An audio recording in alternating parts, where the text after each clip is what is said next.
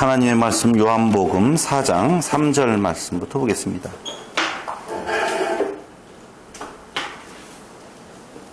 유대를 떠나사 다시 갈릴리로 가실새 사마리아로 통행하여야 하겠는지라 사마리아에 있는 수가라 하는 동네에 이르시니 야곱이 그 아들 요셉에게 준 땅이 가깝고 거기 또 야곱의 우물이 있더라.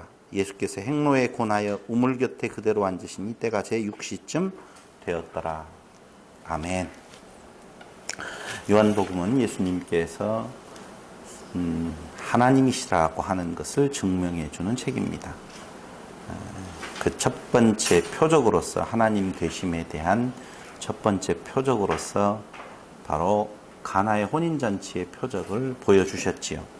이 가나의 혼인잔치의 표적은 인간의 의가 아닌 하나님의 은혜로 구원함이 있다라고 하는 내용을 말씀을 드리는 거라고 말씀을 드렸어요. 유대인의 형식적인 율법을 폐하시고 오히려 예수의 피로 이루어질 하나님의 은혜의 구원을 말해주고 있다는 것이죠. 그러고 난 뒤에 두 사람이 등장하게 되어지는데 그 한 사람이 니고데모요, 또 한 사람은 사마리아 여인입니다.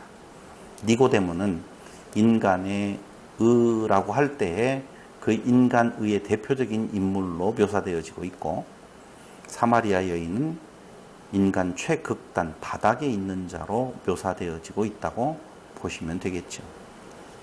지난주에 말씀드린 것처럼 누구도 은혜 없으면 구원에 이를 수 없고, 그 누구도라고 할 때 그 누구도의 의미는 아무리 가진 것이 많고 학식이 높고 윤리와 도덕적으로 훌륭한 사람이라 할지라도 은혜 없으면 구원에 이를 수 없고, 또 누구도 은혜 안에 있으면 구원에 이르지 못할 자 없다고 그랬습니다.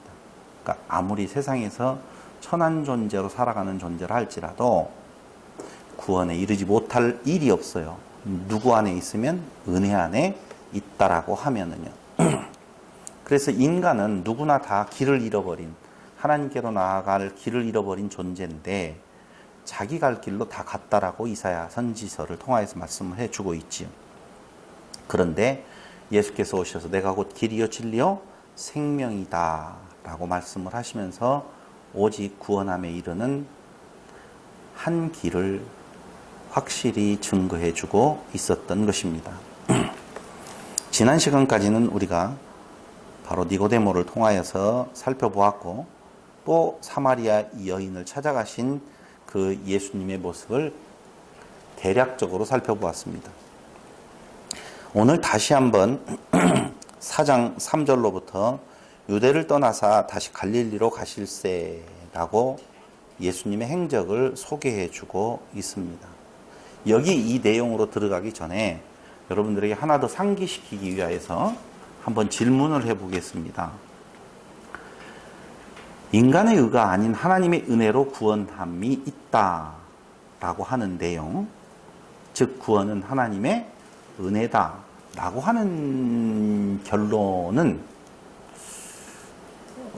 무엇에 대한 이야기일까요? 다시요. 은혜로 말미암아 구원함을 얻는다라고 하는 내용을 지금 말해주고 있다고 그랬어요. 그건 어떤 내용을 확실히 강조하려고 하는 전제인가? 제가 이야기할게요. 인간의 의가 아니고, 그 말이 인간의 의가 아니고 은혜로 되어진다는 것이 무엇을 말하는 건가? 지금 제가 그 질문을 한 거거든요. 네? 너 없음이에요. 너 없음. 그랬어요? 빨리 이야기해야 돼요. 너 없음이에요. 그 말은 또 다시 한 번 더 상고해 보면 인간이 나 있음으로부터 출발을 하게 되었다는 것이죠. 죄라고 하는 것이 뭐냐? 인간 자체가 죄덩어리죠. 그걸 드러내 보여주시는 것이 없는 자가 있다라고 생각하는 거예요. 그게 선악을 하는 나무로 먹는 사건이었었죠. 그래서 그 과정에서 이제 예수님이 오셔서 확실히 증거해주고 있는 내용은 인간의 없다. 인간 아무것도 아니다. 티끌에 불과하다. 그게 구원이라고 하는 말이 하나님의 자녀됨, 신됨이라는 거거든요. 그게 은혜로 되어졌다. 너 없다라고 하는 말을 해주는 거라 이거죠. 그 내용이에요, 사실은. 누구에 의해서 되어져요? 누구를 통하여서? 예수를 통하여서. 예수님 누구시니까? 신이시니까. 하나님의 아들이시니까. 충분히 여러분들이 따라오신 걸로 알고 그 다음으로 넘어가겠습니다. 자, 니고데모하고 사건이 있었던 유대를 떠나서 다시 갈릴리로 가실세라고 나와 있습니다. 다시라는 말은 갈릴리에 계셨던 적이 있다 그 말이죠. 갈릴리에 있었죠. 가나의 표적이 바로 갈릴리예요. 다시 가셔요. 그 말은 그 혼인잔치에 있었던 그 표적과 예수님이 갈릴리로 지금 가셔서 해야 될 내용이 같은 연장선상에 있다라고 하는 의미도 담고 있어요. 굳이 다시라고 하는 말을 쓰는 이유는요. 근데 사마리아로 통행하여야 하겠는지라, 이 말은 사마리아로 통행해서는 안 돼요. 그때 당시의 시대적 상황은 유대인이 사마리아를 거쳐서 갈릴리로 가는 일은 거의 없고, 어느 쪽으로요? 요단 동편 땅을 거쳐서 가는 일들이 기본으로 되어져 있어요.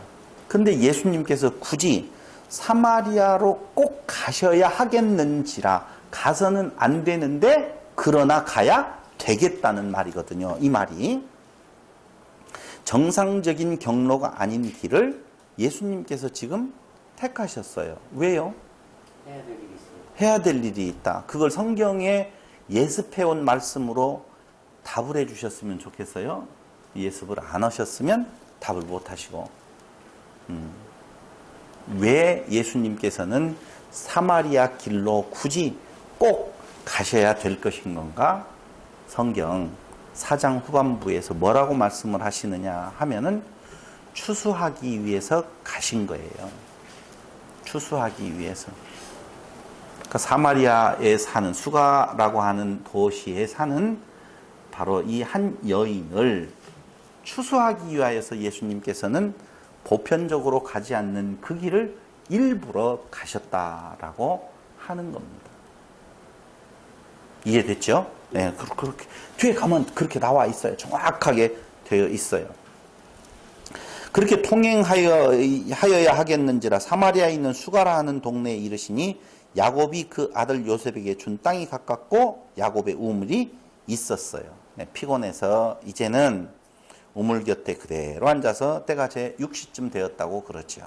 뭐 여러 가지 설명을 드릴 수도 있죠. 예수님이 가짜로 육신만 입고 오셔서 사실은 신이신데 껍만 입으셔가지고 겉으로만 나타나시지 고통이나 이런 거 못 느끼는 분이다 라고 하는 가현설, 이 내용을 반박하는 자료도 삼아요. 예수님은 진짜 육체를 입고 오셔서 진짜 피곤을 느끼신 거다. 근데 지금은 그 말을 하고 싶은 내용은 아니에요. 자, 거기에 피곤해서 우물에 기대어 앉아 있습니다. 그때에 사마리아 여인이 우물로 옵니다. 그런데 이때 예수님께서 4장 7절에 보니까 뭐라고 말해요? 물 좀 주소. 이렇게 이야기를 합니다. 물 좀 주소.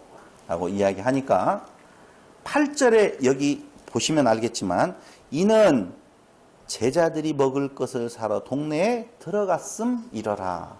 이 말은 누구냐면요, 요한이 그 상황에 대해서 해설을 붙이는 거예요. 그러니까 정상적인 흐름에 대한 내용에서 좀 빼놓고 보시면 돼. 이런 일들이 많이 있어요. 우리가 왜 이거 뭔 말이지? 예, 충분히 이해해요. 누구들은, 그 사람들은 지금 이 편지를 받는, 요한복음을 받는 사람들은 이해해요. 그 말은 뭔 말이냐면 도저히 유대인의 남자가 사마리아의 여인을 향하여서 물을 달라고 말을 할 수 있는 일이 있을 수 없다는 거예요. 그런데 거기 뒤에다가 뭐라고 붙이느냐 하면은 그때에 왜 이 말을 할 수 있었는 건가 라고 하는 의미예요. 이 말을 왜 할 수 있었어요? 예, 제자들이 없었다라고 하는 상황이에요. 있었으면 말 붙일 수가 없었다. 제자들이 말렸겠지요. 없었어요. 그러면 이 상황을 통하여서도 우리는 지금 예수님께서 어떤 일을 행하고 있는지 당시의 시대적인 어떤 상황에 대한 내용을 다 배제해버리고 추수할 양식이 있는 곳을 향하여서 갔고 또 그때 당시의 풍습으로는 하지 말아야 할 일들을 하고 있다는 것을 알 수가 있죠. 자, 설명이 끝난 뒤에는 9절에서 바로 뭐라고 나오느냐라고 하면 사마리아 여자가 가로되 당신은 유대인으로서 어찌하여 사마리아 여자 나에게 물을 달라 하나이까 하니 이는 또 설명하죠. 유대인이 사마리아인과 상종치 아니함이러라. 있을 수 없는 일, 이는 이렇게 설명하는 것은 있을 수 없는 일을 지금 하고 계신다라고 하는 거예요. 그런데 자, 여기에서 우리는 구도를 잘 봐야 될 것이 있는데요. 사마리아 여자가 예수님을 누구라고 말해요? 유대인으로서 이렇게 말을 해요. 유대인으로서. 유대인. 그런데 이게 지금 몇 절이냐 하면은 9절이에요. 9절.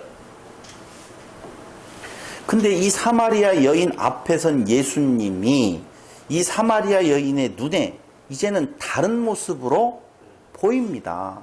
어떻게 보여요? 아니요, 아직 주역까지는 안 가. 그렇죠? 신랑이 못하면 아내라도 옆에서 도와줘야지. 무얼로 바뀌어요? 선지자로 바뀝니다. 이 선지자로 바뀌는 때가 어디냐 하면은 19절이에요. 4장 19절. 무엇을 통하여서 선지자로 알게 됐어요? 너의 남편이 5 있었고 지금 그 6번째 남편도 네 남편이 아니다 라고 하는 말씀을 하실 때에 그 여인은, 수가성의 여인은 뭐라고 말을 해요? 당신은 선지자입니다 이렇게 말을 하거든요. 그럼 또 바뀌겠죠? 예수님은 선지자예요? 아니에요? 유대인도 맞고 선지자도 맞고 유대인도 틀리고 선지자도 틀리겠죠. 왜? 근원적으로 예수님은 누구셔요 지금? 하나님이셔요. 하나님. 하나님의 다른 표현, 나타난 하나님, 그리스도, 메시아거든요. 근데 이 여인의 입에서 뭐라고 나오느냐? 메시아, 그리스도라고 하는 고백이 나오는 때가 곧 25절에 보셔요. 4장 25절. 여자가 가로되 메시아 곧 그리스도라 하는 이가 오실 줄을 내가 아노니 그가 오시면 모든 것을 우리에게 고하시리이다. 여기 드디어 뭐가 나와요? 메시아. 메시아요? 그리스도라고 나오거든요. 근데 여기에서 예수님께서 I am that I am. 출애굽기에서 나왔던 하나님이 당신을 가리킬 때 I am that I am. 그 말의 헬라어 표현이 바로 26절 예수께서 이르시되 내가 내게 말하는 내가 그로라. 이 말을 쓸 수 있는 유일하신 분은 하나님밖에 없거든요. 그러니까 예수님을 유대인으로 보았던 그 여인이 예수님을 이제 바르게 보는 쪽으로 나아오게 되어졌다는 것이죠. 자, 이해됐죠? 중요한 내용은 누구라 할지라도 저 끝에 천박한 존재라 할지라도 예수 안에서 구원함이 은혜로 말미암아 주어진다라고 하는 것을 지금 말해주고 있는 거예요. 왜 예수 안에서 은혜로 말미암아 구원이 이루어지느냐 하면은 그 예수님께서는 하나님이시기 때문에 그렇다라고 하는 것이죠. 근데 유대인으로 바라볼 때에 그 자세한 내용들 이제 안 해도 여러분들은 다 아시잖아요. 이제 설명 안 해도 되죠.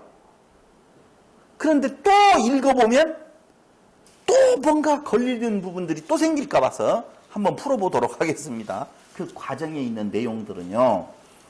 물 기를 그릇도 없고 지금 여자가 그러잖아요. 물 그릇 필요 없으려면은 우물이 그냥 손 닿을 때 있다든가 그러면 되겠죠. 근데 우물이 어쩌다고 말하고 있어요? 깊다. 그 말이에요. 두 번째로는요. 야곱보다 무슨 큰 능력이 있습니까? 라고 물어봐요. 야곱은 우리에게 이 물을 주어서 육체의 갈증을 가시게 하는 일들을 지금까지 우리에게 이렇게 공급해주고 있다. 그 말입니다. 그럼 당신이 영원히 목마르지 아니할 수 있는 어떤 일을 행하시려고 하면 유대인으로서 무엇을 해야 돼요? 야곱보다 더 커야 되고, 두 번째로는요, 물기를 그릇이 있어야 되는데 그런 내용도 없지 않습니까? 라고 이야기를 하고 있는 것이죠. 그럴 때 예수님께서는 뭐라고 이야기를 해요? 이 물을 먹는 자마다 다시 목마르지만 내가 주는 물을 먹는 자는 영원히 목마르지 아니한다. 나의 주는 물은 그 속에서 영생하도록 솟아나는 샘물이 되리라. 이 영생하도록 솟아나는 샘물이 되리라. 이때 샘물이라고 하는 말은 물의 샘이에요. 이게 물들의 근원이 되어진다라고 하는 것이죠.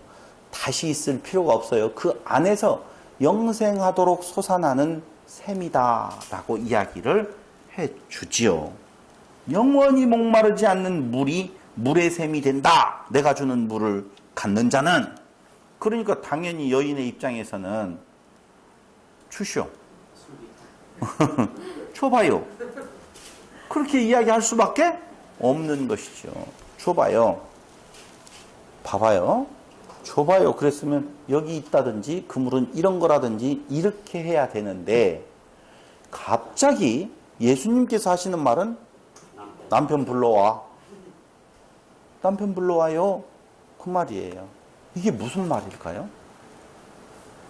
성경 보는 방법을 지금 말씀을 드리는 거예요. 뚝 떨어져서 갑작스럽게 엉뚱한 말을 하지 않아요. 흐름이 분명히 있다니까. 물 좀 주소. 유대인으로서 바라보는 상황에서 당신 무슨 능력이 있습니까? 나한테 무슨 목마르지 않게 하는 무슨 능력이 있습니까? 그러니까 네. 내가 주는 물은 영원히 목마르지 않는 물의 샘이 된다. 그럼 줘봐요. 남편을 불러와. 갑자기 남편을 불러오면 남편 보고 그릇 가지고 와서 떠주라는 말이 아니잖아요. 그럼 뭔 말이에요? 여자가 들었을 때는 진짜 분인가 보다라고. 이쪽 이야기가 좀 정확한 답에 가까워요. 말을 했는데도 뒤에다 붙여서. 그 말은 뭔 말이냐면 여인이 자기 목마름의 해갈의 대상이 바로 누구냐면은 남편이에요. 사람들에게 있어서 기대하는 바 그 목마름, 갈증을 해소를 누구를 통해서 하려고 그래요? 남자를 통해서 하려고 하는 부분이 있다는 것이죠. 속마음을 다 깨뜨는 거예요? 아니요. 속마음을 깨뜨는 것이 아니라 그걸 통하여서 하고자 하실 일을 지금 하시는 거예요. 그걸 비유를 통하여서 예수님께서 뭔가 하시고자 하는 말을 하는 거예요. 근데 잘 보세요. 여기 남편을 불러와요. 그런데 처음 시작이 무엇이었어요? 혼인잔치였어요. 그죠? 혼인잔치로 시작했는데 남편과 아내가 나와요. 마지막에 떨어지는 것은 진짜 신랑과 진짜 신부의 결혼이에요. 그래서 언젠가 이야기했죠. 성경은 결혼으로 시작해서 혼인으로 시작해서 혼인으로 끝난다. 그렇게 말씀을 드렸잖아요. 예, 맞아요. 이제 조금 이따 가면은요, 지금 물에서 어디로 가느냐 하면은 양식으로 넘어가요. 배고프지 않으세요? 예수님의 제자들이 양식을 구하러 갔다고 그러잖아요. 조금 이따 이야기하자고요. 지금 이야기는 그게 아니고요. 남편 불러와라. 그래요. 그러면 이 여자가 이 대목에서 왜 엉뚱하게 물 달라고 이야기하고 그물 달라고 줘봐요 그랬는데 왜 남편 이야기를 하는 거예요? 물을 줘봐요. 이렇게 나와야 되는데 여자도 그때 뭔가 홀렸는가 봐요. 남편 이야기로 딱 넘어가는데 이 여자가 없어요 그러거든요. 없어요? 있어요? 있어요. 없다는 말이 거짓말이에요. 그럼 예수님께서 그 여인을 향하여서 왜 거짓말을 하느냐? 여인이여, 나쁜 년.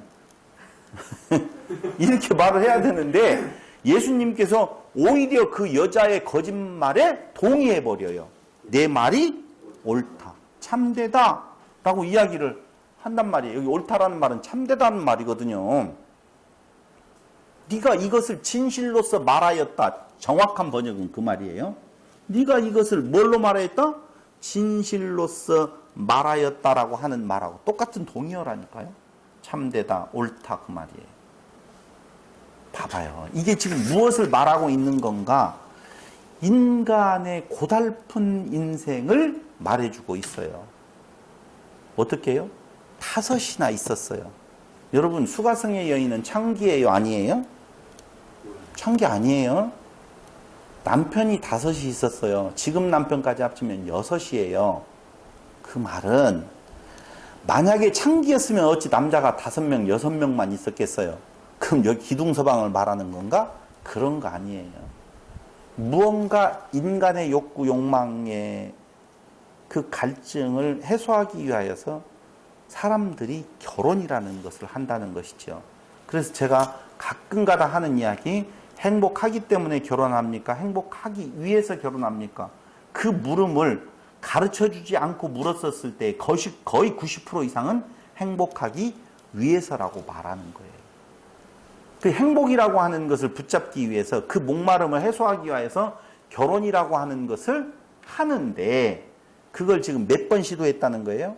6번 시도했다라고 하는 거예요.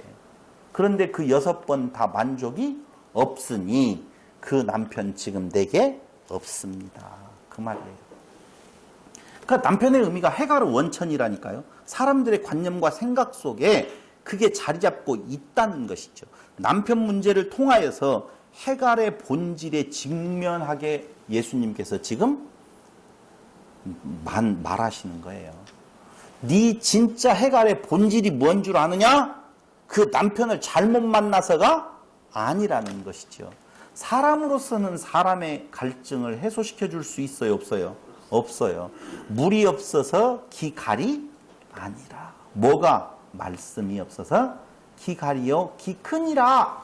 이렇게 이야기를 하시잖아요. 인간적으로 놓고 본다면 그 여인의 만족함이 없는 것, 남편으로서의 의무를 다하지 못하고 있는 상황이 되겠지요. 돈을 못 벌어다 줬든지 어쨌든 간에 그 상황이 만족스럽지 못해요. 그러나 그 여인이 6명의 남편을 두지 않았다 할지라도 한 남편을 두고 살아간다 할지라도 사실은 완벽한 만족에 들어갈 수 없는 거예요. 그런데 예수님께서는 빠른 걸음을 재촉하셔서 마침 그 여자가 얼마나 빨리 갔으면 그게 걸어가서 피곤했겠느냐라고 보시면 그 여인과 만나기 위하여서 그 발걸음을 재촉하셨던 거예요. 그 6명의 남편을 둔 그 여자를 만나서 바로 너의 갈증의 본질이 무엇인 줄 아느냐라고 예수님께서 문제 제기를 한 것이죠. 그럼 한번 물어보겠습니다. 지금 수가성의 여인은 이 갈증이 있어요. 수가성의 여인의 갈증은요, 정확하게 말하면 그 갈증과 세상적인 갈증과 또 다른 갈증이 있어요. 여러분 읽어봐서 알죠? 그게 뭐예요? 네? 종교적 갈증이죠. 그 종교적 갈증이 뭐냐? 풀리지 아니하는 것은 뭐냐? 유대 사람들은 예루살렘에서 예배를 드려야 된다라고 하고 우리는 지금 이 산에서 예배를 드려야 된다라고 말하는데 도대체 뭐가 진실인지를 모르겠다는 갈증이에요. 근데 그 여인이 사실은 무엇까지도 생각하고 있냐? 봐봐요. 6명이나 남편을 둘 정도로 그는 뭔가 인생에 대해서 추구하는 바가 있었다는 거예요. 있었어요.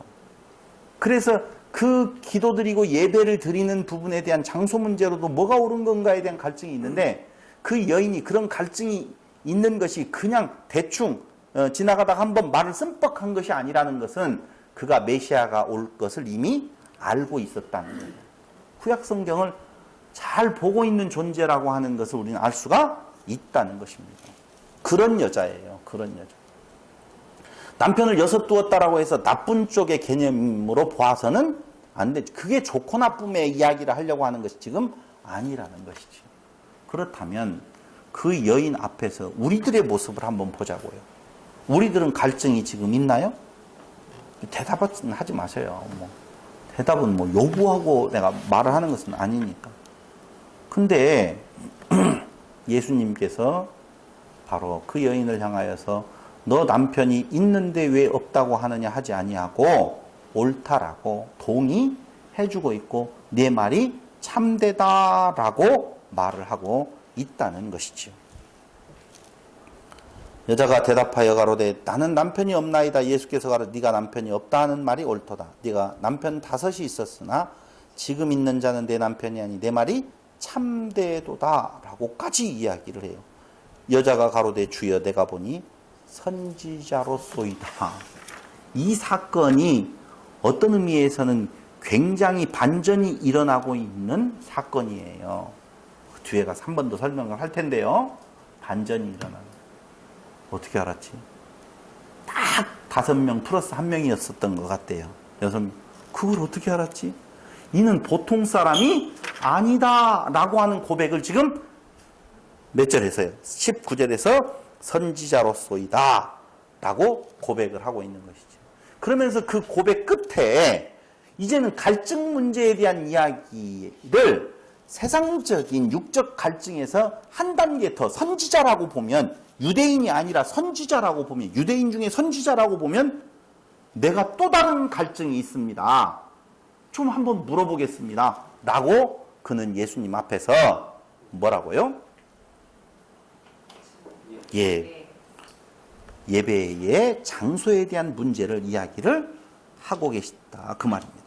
종교적 갈증으로 넘어가고 있어요. 그럼 당신이 선지자라면 예배의 장소에 대해서 내가 가지고 있는 이 갈증을 좀 풀어줘 보세요.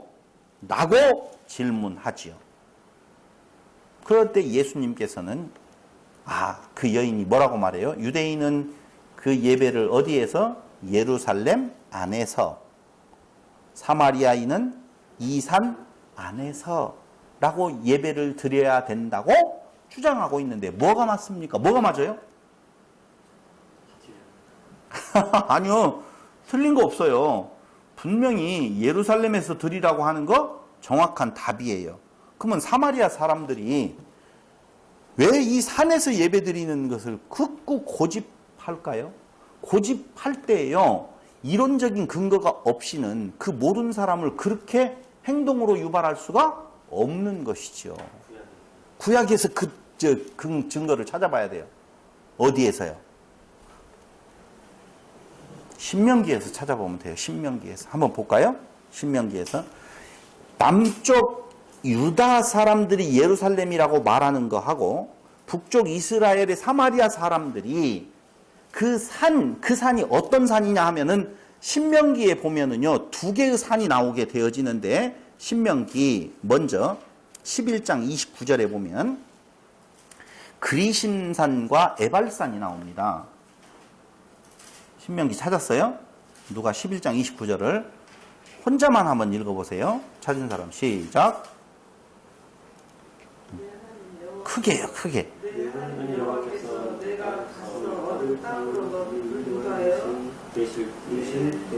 너는 그리심산에서 축복을 선포하고 에발산에서 저주를 선포하라. 자, 그리심산에서 축복을 어떻게 선포하고 에발산에서 저주를 선포하라고 그랬죠? 그러면 그리심산과 에발산은 같이 맛보고 있는 산이라고 그래요. 자, 여기 잘 봤죠? 축복을 선포하라 이야기를 했어요. 하나 더 찾아보도록 하겠습니다. 신명기 12장 1절로 14절.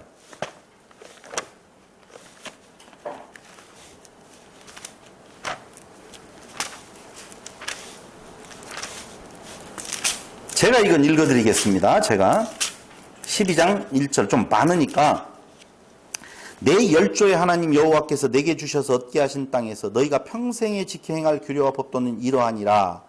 너희가 쫓아낼 민족들이 그 신들을 섬기는 곳은 높은 산이든지 작은 산이든지 푸른 나무 아래든지 물어나고 그 모든 곳을 너희가 마땅히 파멸하며 그 단을 헐며 주상을 깨뜨리며 아세라상을 불사르고 또 그 조각한 신상들을 찍어서 그 이름을 그곳에서 멸하라. 너희 하나님 여호와께서에게는 너희가 그처럼 행하지 말고 오직 너희 하나님 여호와께서 자기 이름을 두시려고 너희 모든 지파 중에서 택하신 곳인 그 거하실 곳으로 찾아 나아가서 너희 번제와 너희 희생과 너희의 11조와 너희 손의 거제와 너희 서원제와 낙헌 예물과 너희 우양의 처음 낳은 것들을 너희는 그리로 가져다가 드리고 거기 곧 너희 하나님 여호와 앞에서 먹고 너희 하나님 여호와께서 너희 손으로 수고한 일에 복 주심을 인하여 너희와 너희 가족이 즐거워할지니라.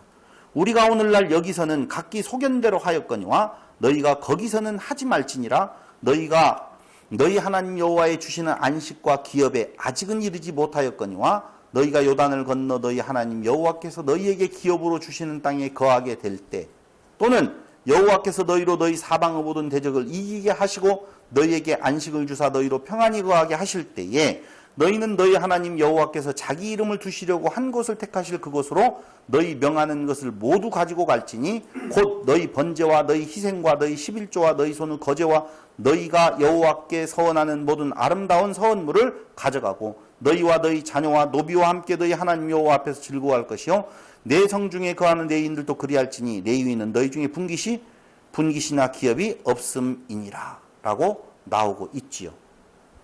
그럼 조금 더 보면 번제를 드리지 말고 너는 삼가서 내게 보이는 아무 곳에서든지 번제를 드리지 말고 오직 너희의 한 지파 중에 여호와의 택하실 그곳에서 너는 번제를 드리고 또 내가 네게 명하는 모든 것을 거기서 행할지니라.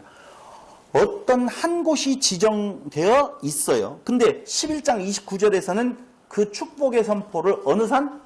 그리심산이라고 되어 있어요. 자, 그리심산에서 축복, 에발산에서 저주하라고 그랬죠. 그런데 아무 데서나 그러지 말고 지정된 한 곳이라 이렇게 이야기를 했어요. 그 다음 한 절만 더 보겠습니다. 신명기 27장 3절로 4절.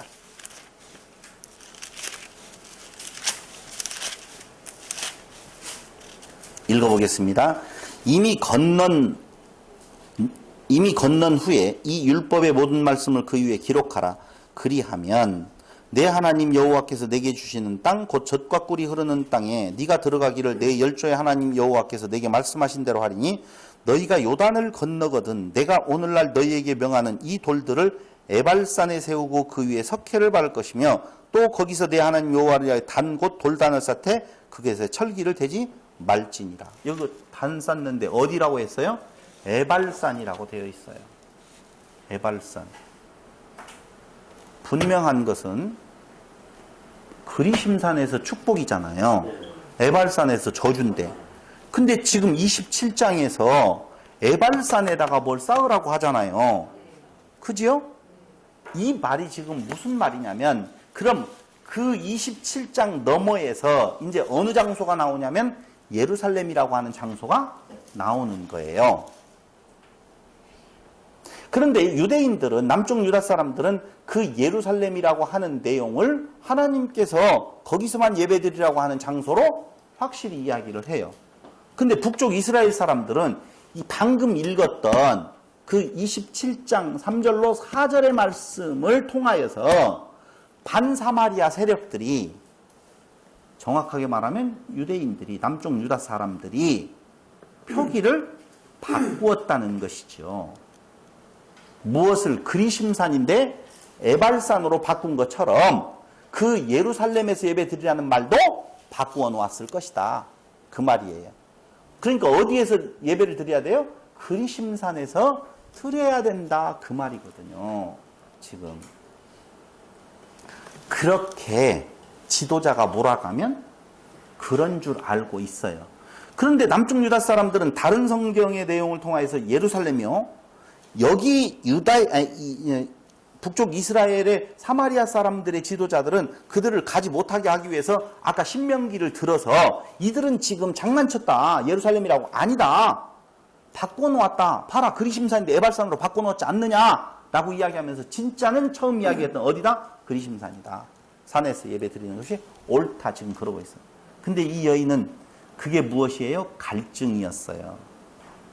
갈증. 얼마 전에 모 형제하고 같이 이야기를 했어요. 그 부부 형제 자매하고 이야기를 했는데 제가 그런 말 했죠. 우리 말씀운동에서 말씀을 배울 때 우리도 하나 실수할 수 있고 함정에 빠질 수 있는 것은 바로 뭐냐? 갈증이 있는데도 불구하고 갈증인 줄을 모르고 넘어가 줄 때에 이게 문제라는 것이죠. 뭔가 문제가 있어서 그 문제에 대한 어떤 답을 한 사람한테 얻었어요. 그럴 때 우리는 그 얻은 사람을 향하여서 또 다른 절대적인 신뢰를 보여줘 버리는 경우가 있다는 거예요.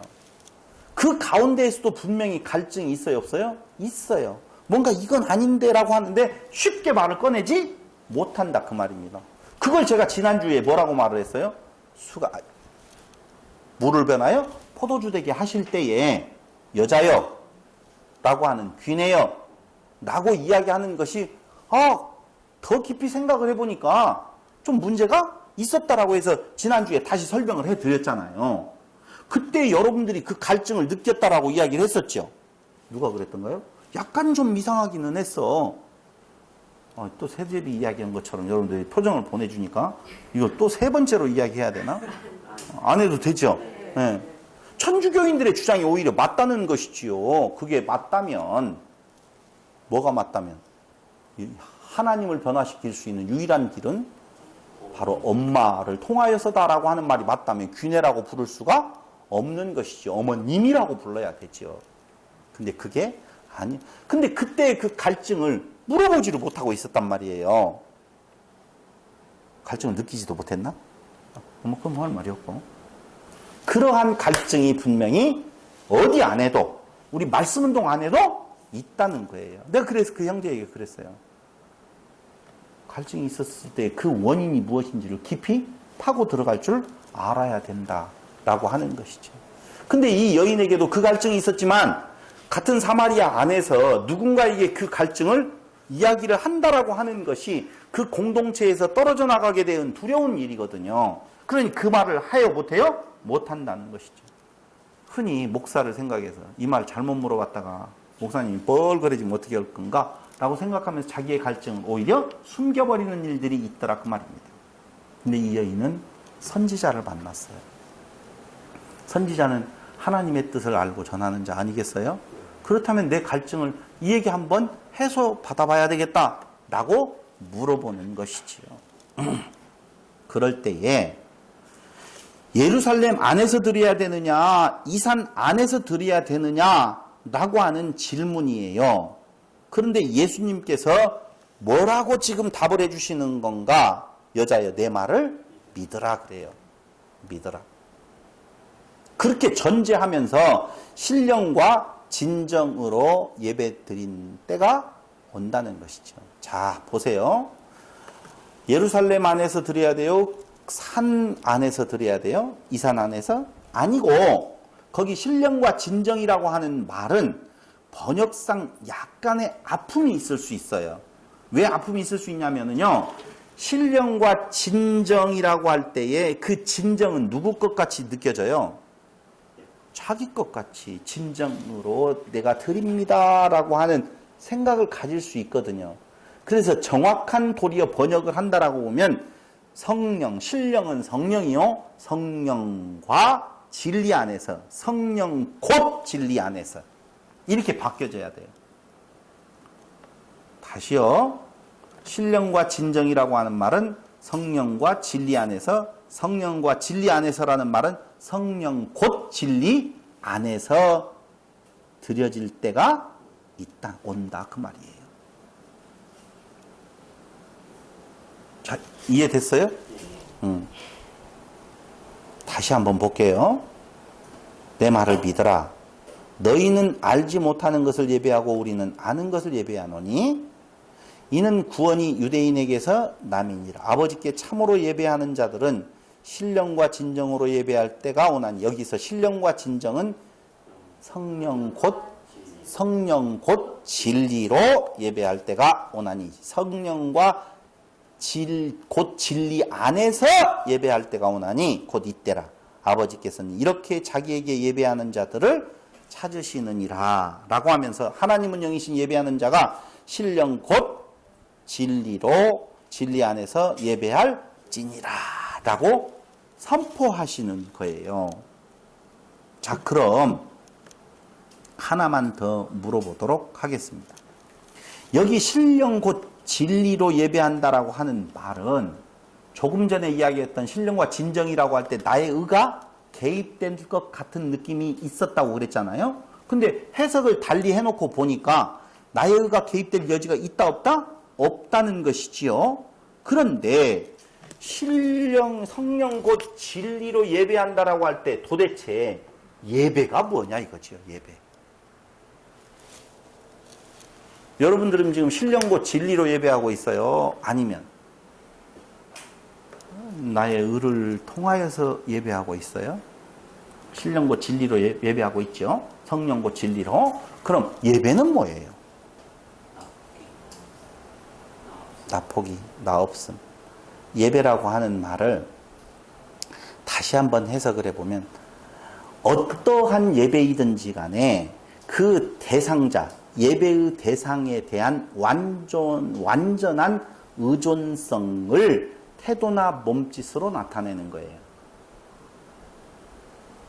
나는 당신을 완전하게 의존합니다. 이 말이에요.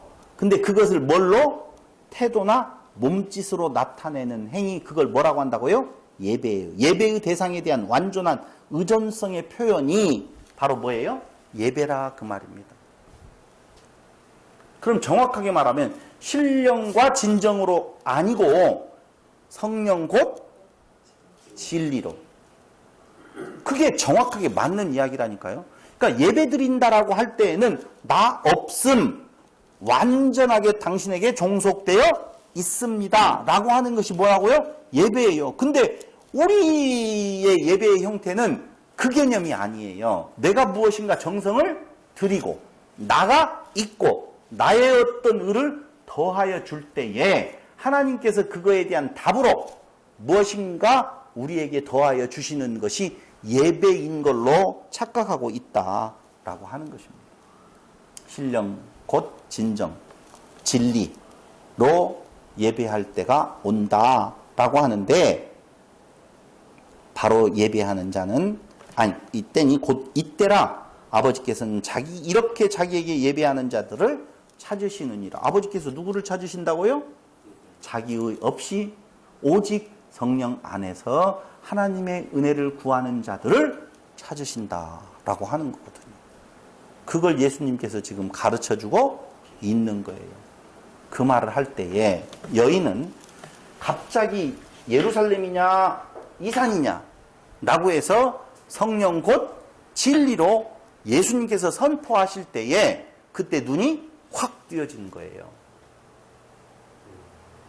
확 뜨여진 거예요. 그러니까 뭐라고 하느냐? 그 여인이 그런 일이 있으려면 어느 때 메시아가 올 때나 가능한 일이 아닙니까? 라고 이야기를 하는 거거든요. 그래요. 그런 일은 거기 여자가 가로되 메시아 곧 그리스도라 하는 이가 오실 줄을 내가 아노니 그가 오시면 모든 것을 우리에게 고하시리이다 라고 하는 이 내용, 그때라고 하는 내용이 있어요. 아이가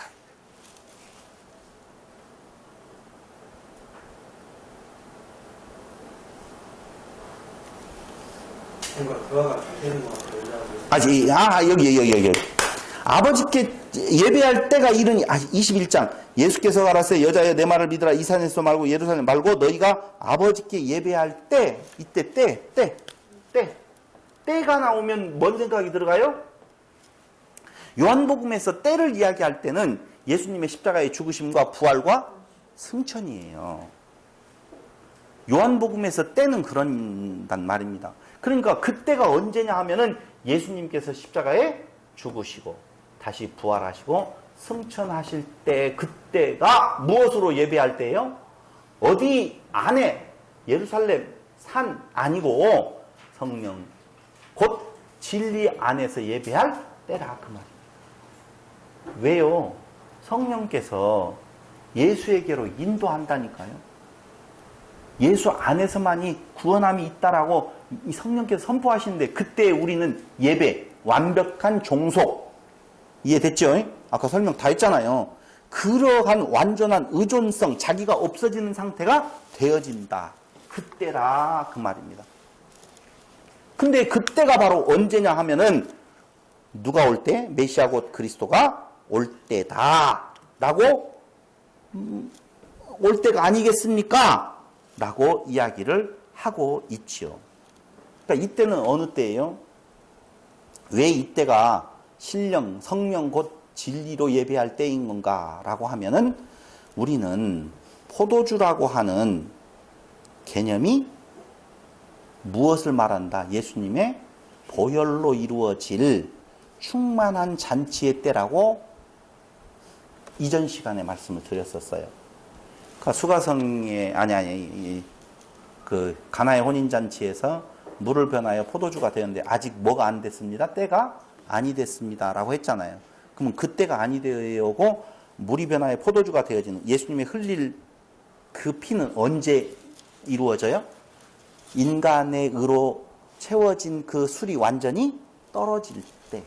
그러니까 이 마리아가 그 이야기를 할 때는 아직 술이 다 떨어지지 아니했다라고 말씀을 드렸잖아요. 그러니까 그 술이 완전히 떨어지면 그때 예수님의 보혈이 어떻게 돼요? 공급되는 거예요. 이해됐죠? 그러니까 지금 그걸 말하는 거예요. 포도주로 충만한 잔치의 때, 그게 종말적 시점인데요. 이게 바로 아버지께 예배할 때라 이거죠. 예수님께서 참 중요한 말씀을 또 한 번 하시죠. 하나님께 예배할 때가 아니라 누구에게 예배할 때라고 그래요? 아버지께 예배할 때라.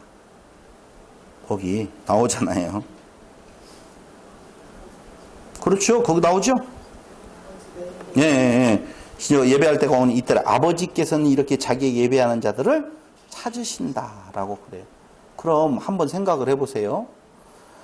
아버지께 예배한다라고 하는 것은 하나님께 예배한다는 말보다 느낌이 어때요? 인정하시죠? 하나님께 예배한다라고 하는 것은 쫄잖아요.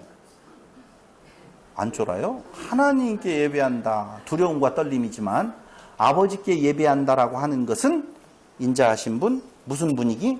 잔치 분위기. 그래서 진짜 잔치가 이루어지는 부분, 사람의 사랑에는 두려움이 있어요, 없어요? 없어요.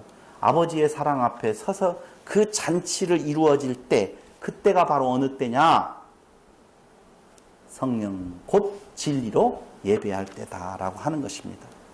좋아요. 둘이 맞았어요. 지금 말이. 거기에서 내 말이 옳아. 맞아. 근데 그 메시아가 나야. I am that I am 이라고 말씀을 해주시는 거예요. 예수께서 이르시되 내게 말하는 데가 그로라 하시니라 라고 하는 거예요. 자, 여기 충분히 이해됐으리라고 생각을 합니다. 그런데 여기에서 이미 설명을 다 했지만 조금 더 말씀을 드린다라고 하면, 여자가 이 메시아 곧 그리스도라 하는 이가 오시면 모든 것을 우리에게 고하시리라 이야기하잖아요. 그러죠? 근데 그 여기에서 고하다라고 하는 말이 알게 하다라고 하는 단어예요. 그러니까 알려줄 것이다 라고 하는 거거든요.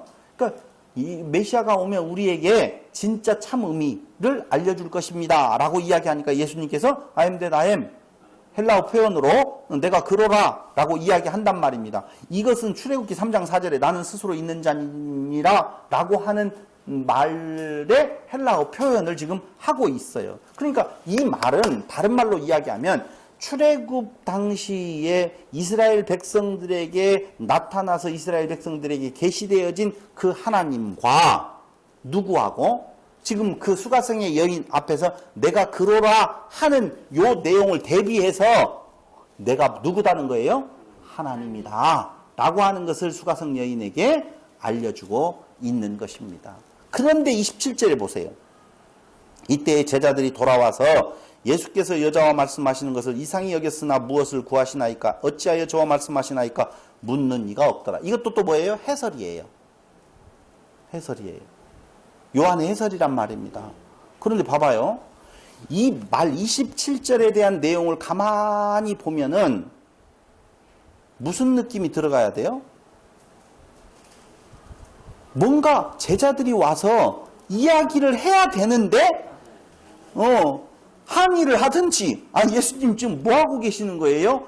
라고 해야 될 그 상황인데 그렇게 묻는 자가 없더라 라고 하는 것이죠. 묻지 아니에요. 왜요? 이상히 여겼어요. 그럼에도 불구하고 묻지를 않아요. 왜요? 부적절한 만남이란 말입니다. 지금 그 여인과 예수님의 만남은 아무도 이유를 제기하지 않아요. 권위에 눌렸나? 예수님의 권위에? 다른 문제에 대해서 막 덤벼드는 제자들이, 우리는 덤벼드는 제자들의 모습을 다른 성경에서 좀 볼 수 있어요. 그런데 왜 이 문제에 대해서만큼은 함구하고 질문을 하지 못하고 있었을까? 라고 하는 것은 4장 25절 한번 보세요. 여자가 가로되 메시아 곧 그리스도라 하는 이가 오실 줄을 내가 아노니 그가 오시면 모든 것을 우리에게 구하시리이다. 예수께서 이르시되 내게 말하는 내가 그로라. 그러니까 봐봐요. 이 그로라라고 하는 요 사건하고 지금 어디하고 연결이 되어지느냐라고 하면 여자의 말이 그가 나에 행한 모든 것을, 여기 나오죠. 지금 여자는 그때 물동이를 버려두고 동네로 들어갔어요. 동네로 들어가 버렸어요. 그러니까 여자는 동네에 들어가고 그 다음에 그 사이에 지금 뭐가 있어요? 제자들하고 예수님의 만남의 장면이 있단 말입니다. 그런데 아무 말도 못하고 있어요. 지금 왜 그러는 건가? 제자들이 양식을 구하러 갔다가 왔어요. 근데 거기에 그 여인과 예수님이 지금 이야기를 하고 있어요. 두 가지 의미가 있겠죠? 언제부터 시작해서 지금까지 이야기를 하고 계시는 건가? 라고 하는 거고, 이야기하지 말아야 될 대상하고 왜 이야기를 하고 있지? 라고 생각할 수 있다니까요. 너무 오랫동안 한 여자하고 오래 이야기하고 있으면 좀 문제가 있다고 생각할 수 있잖아요. 아니면 말고 두 가지의 문제 제기를 가지고 있다 그 말입니다. 그런데도 불구하고 아무 말도 못해요. 그 말은 그 분위기가 어떠했는 건가를 우리는 미루어 짐작할 수 있는 거예요. 출애굽기에서 I am that I am이라고 하나님께서 선포하실 때에 그때의 그 분위기를 생각을 해보세요. 그 기운이 얼마만큼 뻗쳤는지 알겠어요? 하나님이 임재하시는 곳에 하나님의 임재의 빛이 있잖아요. 그래서 못 보잖아요. 하나님을 직접. 근데 그 영광의 빛이 두르는 것은 있을 거 아니냐 이거죠.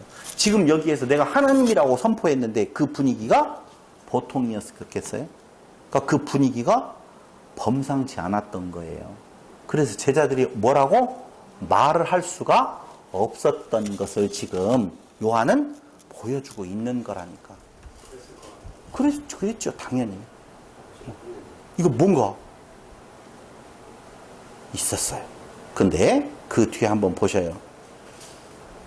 여자가 물동이를 버려두고 동네에 들어가 사람들에게 이르되 나의 행한 모든 일을 내게 말한 사람을 와보라. 이는 그리스도가 아니냐 하니 저희가 동네에서 나와 예수께 오더라 라고 이야기를 하고 있지요. 자, 여자의 행동이 어떻게 바뀌었느냐, 어떻게 드러나느냐 하면은 첫 번째 무엇이에요? 물동이를 버려두고. 그럼 물동이를 버렸다라고 하는 말은요, 물론 설명 안 해도 돼요. 근데 굳이 설명을 한번 한다라고 보면 야곱의 우물물에서 영생의 샘물로 어떻게 해요? 지금 바뀌어져 가고 있다는 거죠. 물동이를 가지고 가야 될 거 아니에요. 근데 포기해버렸어요. 던져버렸어요. 완전한 해갈의 기쁨으로 들어갔다라고 하는 의미를 담고 있는 거예요.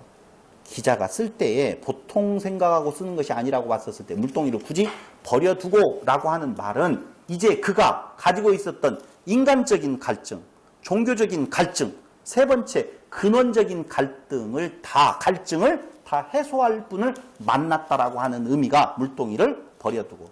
두 번째로는요, 어디로 들어갔어요? 동네로 들어갔어요. 여러분 아시다시피요, 이 여인의 행동은요, 문제가 있는 것이었어요. 외간 남자를 지금 낮에 때 만나고 온 거거든요. 그는 얼마나 체면을 아는 자였었으면 다른 사람이 보지 아니하는 12시경에 우물 길러 왔거든요. 물을 길러 왔거든요. 근데 그가 그러한 체면을 생각하고 들키면 안 되는데, 내가 5, 6번이나 결혼한 존재로서 사람들이 지금 인식하고 있었을 때 창피를 안다, 그 말입니다. 근데 그가 그 외간 남자를 만났던 이야기를, 그리고 그가 남편이 6이나 있다라고 하는 이야기들을 다 드러내요. 그 동네에 들어가서 그들에게 그 구설수에 휘말릴 수도 있는데도 불구하고 동네로 들어가서 뭔가 선포를 하고 있다는 것이죠. 왜요? 예수님을 만난 기쁨이 지금 넘치고 있는 것이죠. 가서 뭐라고 해요? 와 보라. 무얼? 나의 행한 일을 내게 말한 사람을 와 보라 하는 것이죠. 나의 행한 내 일이 뭐예요? 남편 5 후에 지금 남자. 그 동네에서만 6이었을까요? 다른 동네에서 살다가 이사 왔을까요? 아마도 다른 동네에서 이사 왔을 것 같아요. 그 동네에서 6이나 그렇게 바꿔가면서 살 수 있었을까 하는 생각이 들어가기는 해요. 다 자기 것 오픈을 해요. 왜요? 그러한 부끄러운 일들이 지금은 그리스도를 만난 그 기쁨으로 인하여서 다 부끄러운 일이 아니 되어지죠. 갈증이 완전히 해소되어졌다라고 하는 겁니다. 근데 여기에 한 가지 문제 있는 메시지가 나옵니다. 말이 나옵니다. 나의 행한 모든 일을 내게 말한 사람을 와보라. 이는 그리스도가 아니냐 하니, 이때 그리스도가 아니냐라고 하는 말은 확신에 찬 말로 사람들은 해석을 다 해요. 그가 확신에 차 있었다. 근데 이 문법적인 용례를 보면은요, 사실은 확신이 부족한 약간은 주저함이 존재하는 표현이에요.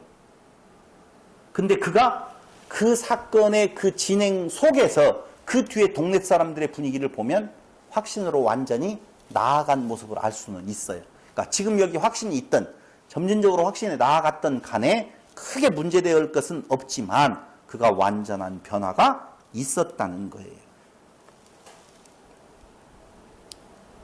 네 번째로는요, 그는 삶의 변화가 분명히 있었다는 거예요. 왜요? 빛으로 나아오게 되었다는 것이죠. 요한복음 3장 21절에 뭐라고 나와 있어요? 여러분 아시다시피 진리를 쫓는 자는 빛으로 오나니 이는 그 행위가 하나님 안에서 행한 것임을 나타내려 함이라, 그렇게 나오잖아요. 그러니까 진리를 쫓는 자는 빛으로 온다. 빛은 누구예요? 예수께로 온다, 그 말이죠. 그러니까 진리를 쫓아서 지금 예수께로 나와오고 있다는 거예요. 그게 바로 뭐예요? 삶의 변화라고 하는 것입니다. 또 하나 중요한 사건이 있죠. 그게 뭐예요? 동네 사람들의 행동이에요. 동네 사람들이 어떻게 해요? 나와서 예수께로 나오죠? 있을 수 있는 일이에요? 한 사람 오니까 오르르 나간다. 예, 그렇게 이야기를 하실 수도 있겠지만, 이 여인의 존재를 우리가 살펴본다라고 보면 이 여인은 동네에서 인정받지 못하는 소외된 자였었어요. 그의 행위로 말미암아 손가락질을 받는 자였거든요. 근데 그 여자의 말 한마디를 듣고 저희가 동네에서 나와 예수께 오더라. 영향력 전혀 없는 여인이 그 영향력을 받고 있더라라고 하는 거예요. 왜요? 그게 바로 사람으로서, 사람의 용기와 사람의 의와 사람의 힘으로서 되어진 일이 아니라 성령의 역사로 말미암은 거다라고 하는 것을 말해주고 있어요. 그 역사를 이루시는 분이 바로 누구예요? I am that I am, 예수님이 신이다라고 하는 것을 확실히 증거하고 있는 것이거든요.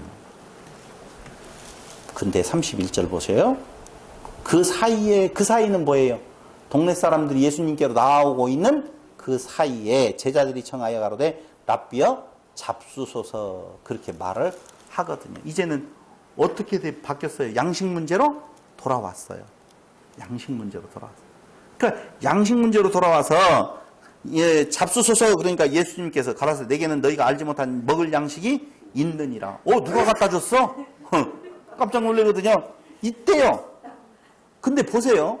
저는 오늘 여기에서 이 이야기를 다 끝내면 시간이 지나버렸기 때문에 문제 제기만 하겠는데요. 양식은 뭐예요?